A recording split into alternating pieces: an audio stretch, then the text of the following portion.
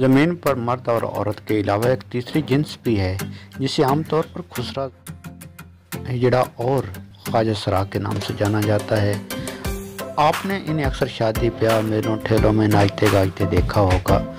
ये बाद शहरों में ट्रैफिक सिग्नल पर भीख मांगते भी नजर आते होंगे। सिवाय ख्वाजा सरा के इनको दिए गए तमाम नामों में हकारत की आमेज़ी नज़र आती है। मुग़लिया दौर में इनकी बहुत इज्जत की जाती थी, लेकिन बदकिस्मती से वक्त के साथ साथ ये गली गली नाचने वाले और हकारत का मुजस्मा बनकर रह गए। सवाल ये है कि ये हिजड़े पैदा कैसे होते हैं, ऐसी क्या वजूहात हैं जिनकी वजह से इनकी पैदाइश होती है।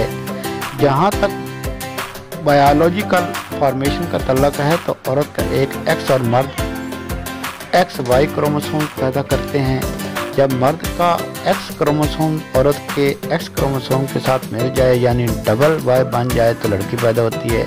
अगर मर्द का Y क्रोमोसोम औरत के X क्रोमोसोम के साथ मिल जाए तो लड़का पैदा होगा।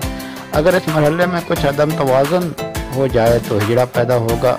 ये बात जान लेनी इंतहाई ज़रूरी है। ना तो हिजड़े कोई अलग मखलूक हैं और ना ही कोई अलग कौम है, वो इंसान ही हैं और इनमें से बाज़ मर्द औसाफ से और बाज़ ज़नाना औसाफ से महरूम होते हैं। ये इनकी तख्लीक का वो रुख है जो इनके खालिक और परवरदिगार ने इनमें से ऐसे ही रखा है। ये हिजड़े या ख्वाजा सरा आज ही की दुनिया में पैदा नहीं हुए, बल्कि नबी अकरम के दौर में भी ख्वाजा सरा पैदा होते थे। हज़रत अली का इल्म हिकमत में कोई सानी नहीं था। इनसे दरियाफ्त किया गया कि हिजड़े की विरासत का मसला क्या है, तो आपने फ़ौरन जवाब दिया, हिजड़े की विरासत का तअय्युन उसकी मुशाबत की बिना पर किया जाएगा।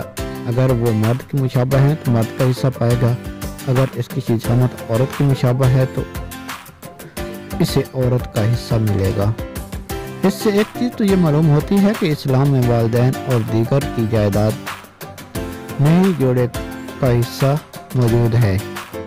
और ये मालूम हो गया है कि कितना लेकिन अफसोस है कि हमारे मुआशरे में इन बेचारे हिजड़ों को कुछ नहीं मिलता, जो कि सरासर नाइंसाफ़ी और इस्लामी तालीमात की खिलाफ वर्जी है।